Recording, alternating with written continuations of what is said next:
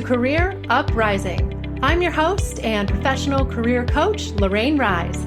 Join me as I guide you through an amazing journey of self-discovery and empowerment. If you are looking for work, changing careers, or stuck in a toxic job, then this is the show for you.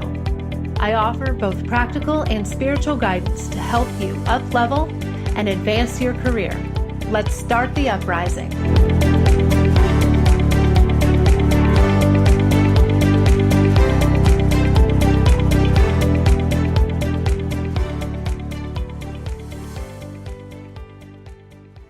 Hey everybody, you are listening to episode 50, Career Storytelling with Virginia Franco. Hey everybody, how are you doing out there? I am doing pretty well, but I will tell you, spring is here and there's kind of something in the air, pollen, something. I might be a little bit hoarse today, but I wanted to go on with the show. I'm really excited for what we have planned. So the show goes on, life goes on, even when you're not feeling 100% sometimes, but I'm glad that it's show day today. We have something really special for you guys, and I've just got a lot going on right now. I'm actually getting ready to go out of town for a couple of days for a professional conference down in Florida. I'm so excited. I think it's going to be really, really fun. And I've never been to the Clearwater, Tampa area before, so I am ready for a little working vacation. Hopefully I'll be tan when I get back, but and by the time you guys hear this, actually, I will already be back. So I am looking forward to that. Very busy right now, but what I want to do for you guys today is my last show before I leave for a little while. I want to bring you a very special guest. So you might be wondering, career storytelling, what are we talking about? What does that mean? Well, who I'm going to introduce to you today is my friend and colleague, Virginia Franco, and we're going to be talking about this concept of storytelling. And like I said, I know you're probably thinking, what does that mean? And what does that have to do with my career?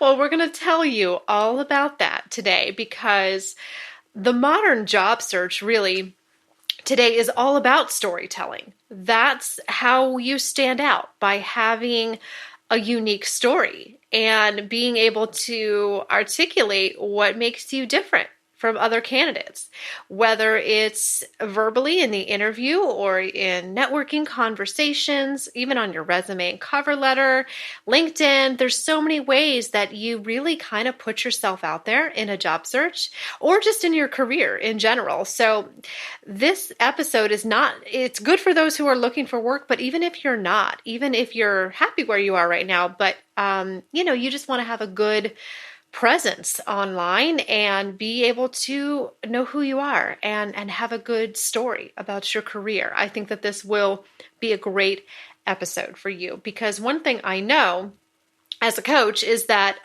many people really struggle with this. They struggle with how to articulate their value and their accomplishments so that they can be chosen for the job and feel confident. We all want to feel more confident, and this is a big pain point really for a lot of clients, is that they don't know how to say what they want to say. They don't know how to claim their value. But the good news is that I think this concept of storytelling that Virginia is going to tell you about really fixes that problem. And she is an expert on this. She is. So let me tell you just a little bit more about her. So I've known Virginia for a little while now, maybe a year or so. We've been kind of buddies in our own business and kind of helping each other along for a while. We talk on a regular basis. But what I know about her is that she has a fantastic background with 15 plus years in communications, focusing on web, newspaper, journalism, all kinds of media and communications. And what this has given her is a very unique understanding of the written word and how to translate complex information into something that's simple and engaging for people, something that people want to read. She knows how people read documents, how resumes are skimmed these days, both online and in print. And she is really, really an expert about how to make a fantastic resume and how to tell your own career story in a really unique way.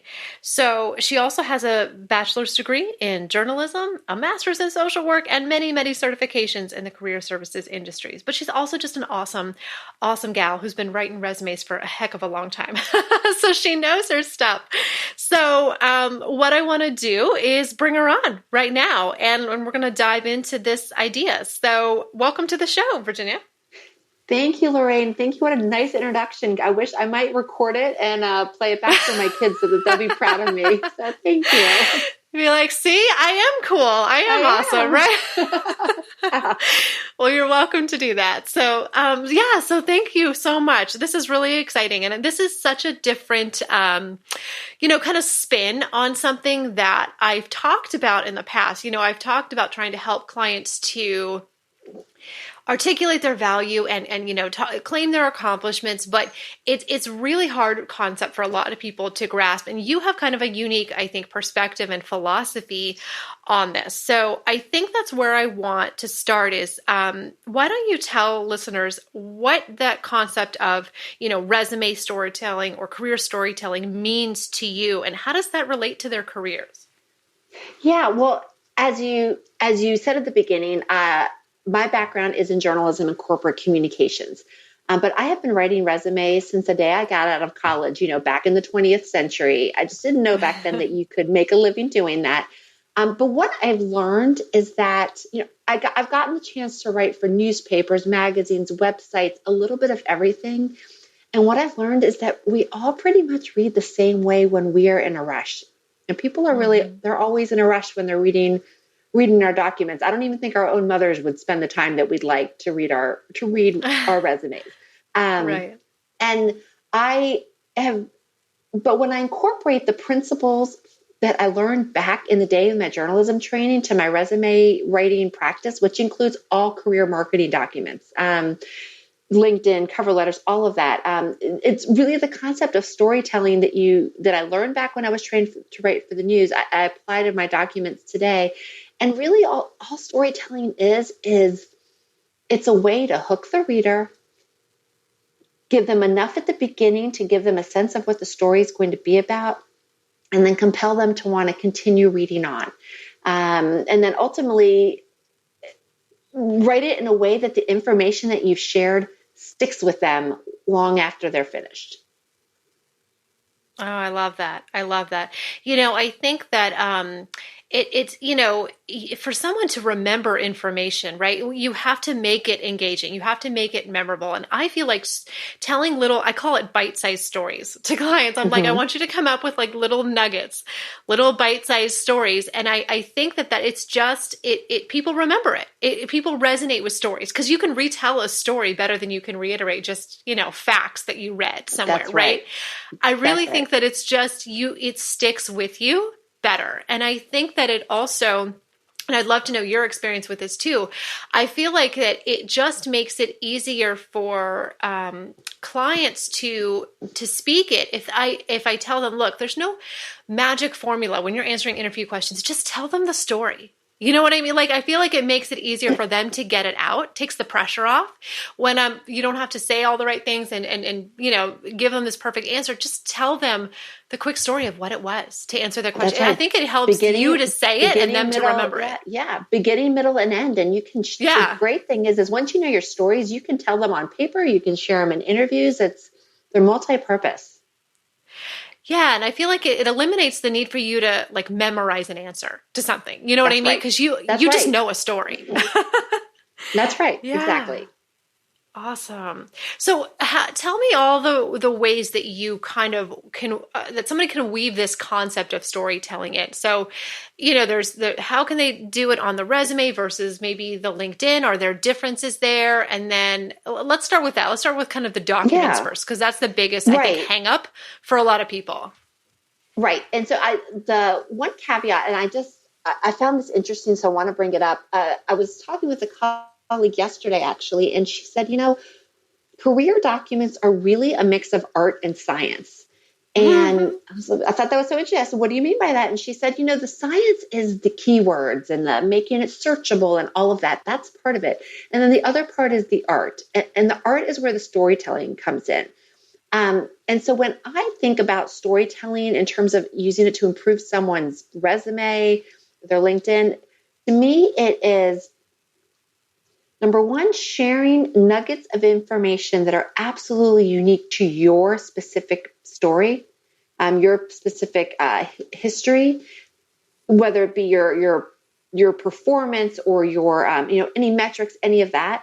And then it's also providing context to whatever the achievements are that stand out to you, so that the reader understands their value or importance. In terms of how to write differently for resumes versus LinkedIn, what I would say is that the resume is more formal in tone, where LinkedIn is more conversational in nature. But regardless, what you are doing is thinking about, when I reflect back on this role, where do I feel like I left my mark? What am I proudest of? And then you think about that story and you have an outcome, and then you start providing context around it. So it might be easier if I give a little bit of an example to say what I'm talking about, how to turn a sort of an achievement or a fact into a story. So let's say you said, okay, well, I'm proud of the team I managed. If I say, what are you proudest of? And they say, I'm proud of the team I managed. Well, so then the next step is, well, what are you proud of? Well, they were a top 5 territory. So if you take that a step further to incorporate storytelling, you can elaborate or provide context by saying, my strategy catapulted my team of sales reps from the bottom third to the top 5 of 60 territories nationwide. Suddenly you have a snippet like what you said, but it's a story. You've got results, you've got results within context, and then you've got a beginning and an end. And saying that you grew a team from the bottom to the top will resonate much more with a reader than if you just say, I manage a team of reps in a top 5 territory. That context is what makes it a story and makes it memorable. Yeah, I can see how that example is far more descriptive. People leave out these details, but sometimes it's the details that make the story so good. Just saying, I'm proud of my team. You're right. Well, good. Why? A question that I ask clients a lot is, I just play this kind of game with them. I'm like, why? Why are you proud of them? Why did that matter? Why? That's right. Why? There's always a why. So what? So what? Right. So what? Yeah. It's kind of the so what game, Why is that important? Why do you care? Why would an employer care? Like, there's always more layers beneath there of why is that significant? Why is that a good story? And why would, an employer want to hear that and things like that? So I always kind of get to the why, which was what you're talking about, is the details, of, so it's the context. And I see a lot of sales resumes where they're great about just doing a data dump of statistics, but you don't have context around it. The story is lost. And what I love about coming up with those mini stories is, number one, you can use them in your interviews, but number two, then there is nothing generic about your resume. You're not filling it with a lot of fluffy adjectives to describe yourself. You are backing up that you can do what you say you can do with stories that resonate. And and then you don't have a laundry list of your responsibilities. It's, what you're doing is you're making your responsibilities into achievements with context. Right. I love it. I think this is such an important skill for people to learn to think and speak in these terms when they are thinking about their career and things like that, because people have great stories. They're just not used to pulling them out, and really kind of focusing in on them. But I think it's crucial, especially in the modern job search today. I feel like this is really the trend where resumes are going, where LinkedIn profiles are going, is people want that personal touch. They want to see, what makes you different and unique. And it's the stories you have to tell. I think, that really That's right. make you stand out. Yeah. That's right. And then when you're so on the resume, you're writing it in a way the tone's a little bit drier, but LinkedIn, when you Yeah. add your voice to it, Mm-hmm. it is an opportunity. I mean, when people are reading LinkedIn, they want to hear your voice. So you can say, I was hired to turn around a team that was bottom ranked. I did this, Mm-hmm. that, and the other, and then we catapulted to the top. You're elaborating. You're using your own language. I call LinkedIn an opportunity. It's sort of like your digital handshake. They get a sense of who you are, and you do that by taking those same stories and then putting them into plain speak in your own voice. Digital handshake. I like that. I like that a lot. That's really what it is. Yeah. Awesome. Awesome. So, you kind of alluded to the fact that this can be used obviously for writing documents, but and I think that's mostly what you focus on in your practice, but how could somebody use this more in interviews? So thinking verbally now, how can we take this storytelling concept and apply it to, well, interviews and even networking conversations as well? How do you see it kind of fitting in there? Right. Well, I mean, two common formats for interviewing. You've got situational interviews where a recruiter or the hiring manager will ask you, tell me about a time when you did X, Y, or Z. And Mm-hmm. then the other kind of common interview is a behavioral interview where they say, what would you do in X, Y, and Z situation? And the beauty of being able to call upon your past achievements that are in your resumes, that allows you to um, and then you've written it in your own voice in LinkedIn, it allows you to sort of continue to elaborate on those situations. When you're trying to come up with them, I don't know if you've mentioned this on your podcast before, but there's sort of two formulas that a lot of people go by when they're trying to build the story in a way that makes sense and is as compelling to the reader. One is the CAR format, which is C Mm-hmm. stands for challenge, A for action, R for result. And you spell it out. This is what I was brought in to do. This is the plan I put into action to make it happen. And here's the results. And then some people call it the Yes. STAR format, which is this is the situation, which is S. T is task, A is action, and R is result. But it allows your story to Yes. have a beginning, a middle, and an end. Yes, I'm a fan of the car. I feel like it's just a little simpler, but I'm familiar with both. And I have mentioned Right. the car format on this show. And if you've ever been a client of mine, I promise you, you know what that You is. know, CAR. Because I talk Now, what's about it a interesting, lot. and one thing that I should point out is when I'm writing resume, I actually flip how I write it so that the result is Yes, first. the And I'll result tell is you why. first.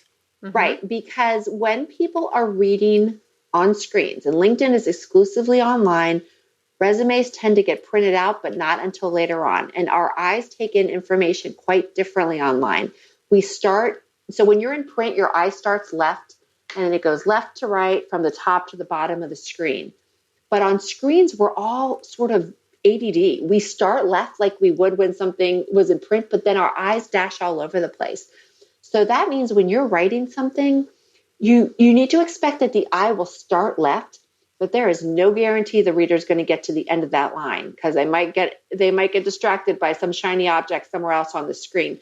So you need to put the Mm. result at the beginning to, at the very worst case, give them a feel for what you did, and then ideally hook them to want to keep on reading to see what the what the challenge and the action were. Yes, yes. That I use that formula as well. You have to kind of flip it around. It's good for people to know that. Right. A lot of people probably don't realize that, that how impactful that can be and how people actually read documents, or don't think that far into it. So it's That's really right. good And to it's know pretty that. easy. So instead of saying I laid out a sales strategy that grew my revenues 30% in 2 years, which would be the CAR format, if you switch it to RAC, it's grew revenues 30% in 2 years by doing XYZ strategy. Got it. Got it. That is a really good tip. And overall, I kind of want to know too. This may relate to storytelling or not, but I mean, you do so many resumes and see so many clients. What do you feel like are the biggest mistakes that you see when it comes to people writing resumes or just kind of creating an online profile? Like, what is the biggest thing that's happening out there that people could do differently to improve their documents? Yeah, well, I see two things, and I'm happy to talk about other ones that you think of as well. But I guess the main thing that I see is people sort of using the same adjective rich language to describe Mm-hmm. themselves over and over. I mean, most people that come to me are in fact results oriented or high performers. But the problem is, though, that those phrases have lost their value. They've gotten diluted because they're so overused. And so that's why I say replace the adjectives with nuggets of information that are unique to your particular career history. That way, when the reader, especially in the summary section at the top, if the reader looks at nothing else except for that section, which sometimes that's all they do, is look at the headline and the summary, Mm-hmm. they have a very clear idea of who you are, um, and how you're different from other people. The Mm-hmm. other thing I see, and we alluded to it earlier, is that people tend to list, they give a laundry list of what they do day in and day out, or they list achievements without any context around it, which is what we said before. People are starting to clue in that, yeah, you need results, numbers and results, numbers and results. But if you don't have a context around it, they don't make sense, or they're not as powerful. I think about if someone says, well, Yes. I grew revenues 30%, great. But if the company was in the hole and then you got them to 30%, that's even more powerful. So whatever you can do Right. to shape the story. Right. Because, Um, or just saying improve something 5% may sound puny, but if they know where you started from or what where the you, goal that's was, right. Yeah. that could be a lot. Like, you can't assume that they know the whole story. It really That's comes right. back to the Yeah. story. If you stemmed financial hemorrhaging to get in the black, that's tremendous. A break That's a even could be turnaround great, story. if they're bleeding That's right. money. Yeah, Exactly. absolutely. Exactly. So the stories make all the difference. So I guess that's the first thing I see. The Yeah. second thing I see is the formatting perspective, and we talked about this a little bit ago, but Mm-hmm. it's really important to remember that people are reading LinkedIn exclusively online. I think I saw that, I don't know where I read it, but over half of LinkedIn readers are using the mobile app. And again, most Mm. first rounds of resumes are read on screens. And I don't know how many are reading on phones, but I mean, I can tell you 8 years ago, people might have had smartphones, but they weren't using them to look at resumes. That is not the case anymore. Um, Right. so you have to take into account online formatting. Documents designed for print just don't convey well on screens. Luckily, everything designed for screens still looks great online. Um, Mm-hmm. there's actually two things, and I'm happy to sort of walk through, that our eyes do differently when we read on screens. And when you take it into account, you can facilitate a skim read of anything from a resume to LinkedIn to a PowerPoint deck to an email. Mm-hmm. Um, so I can walk through those two different things. Because Sure. to me, they're writing techniques that are multi-purpose, but they're instrumental for writing career documents. Um, First, well, we talked about the first, which is that our eyes tend to jump around on screen. So you've got to front load whatever you're writing. Um, the other thing that we do differently is on screens, we have a really, really tough time sort of absorbing dense text. So if you have a 5-line paragraph or a bunch of 1-line bullets sort of all crammed together, it's really tough on the eye. That's why those service agreements that you see that you have to click on, I accept, they're always packed with Mm-hmm. text and your eyes sort of glaze over. That's what happens to our eyes on screen. You fight the urge to print. And if you don't take that into account when you're writing, you run the risk that the people won't read it, because if someone's in a rush and something's hard to read, that they might skip it. So just Yeah. keep bullets short and sweet. 2 to 3 lines works. Add a little white space in between each and every bullet paragraph, and it just makes it easier on the eye, and the person's more apt to look at it.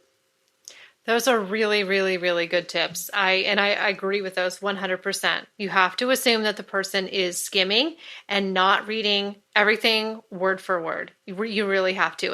And when I tell people a lot, when there's too much information, nothing stands out. When you jam it That's right. full of a wall of text, it's not even inviting to the reader, and they're less likely to really read any of it. So That's right. less information that's more impactful is much better than Yeah, I always just say putting more. think brochure, not blueprint. That's what we're going Oh, for there you with these. go. There you go. Well, wonderful. So Virginia, tell us a little bit more about your practice. Tell us your company name, your website, what services do you offer? Where can people go to learn more about you? Yeah. So, I am first and foremost a writer. Whatever documents you need to further your career, resumes, LinkedIn profiles, bio, cover letters, thank you letters, that is me. My company name is not very inventive. It is VirginiaFrancoResume.com. But it makes sense. Name recognition there. That's good. Yeah, there you go. More like when when I had to come up with an employee identification number, I had to quickly come up with the company name. And then my social media is VA Franco Resumes, and I'm on Twitter, Facebook, Instagram, LinkedIn. I answer all my own messages, so you can DM me on any of them, shoot me an email from my website, and I'm happy to respond. Wonderful. Well, thank you so much for coming on today and sharing your insights. I feel like you've had a lot of really specific tips and insights that people can act on. And I love this concept of storytelling. And I feel like you know it better than anybody else. I mean, this is kind of what your business is built on, that premise of weaving people's stories into their documents and kind of helping them to own them and know them, and be proud of them. So I think that's awesome. So thank you so much for you're welcome. You're welcome. So we just have another minute, guys. So before I close out, if you want to take the next step with me, you know where to find me. My new website is careeruprising.com. And I also have a new phone number, you guys, too. I have a new direct line. You can reach me at 866-202-9323. But I will be back very soon with another fresh episode. So thank you guys so much, and I will talk to you next time.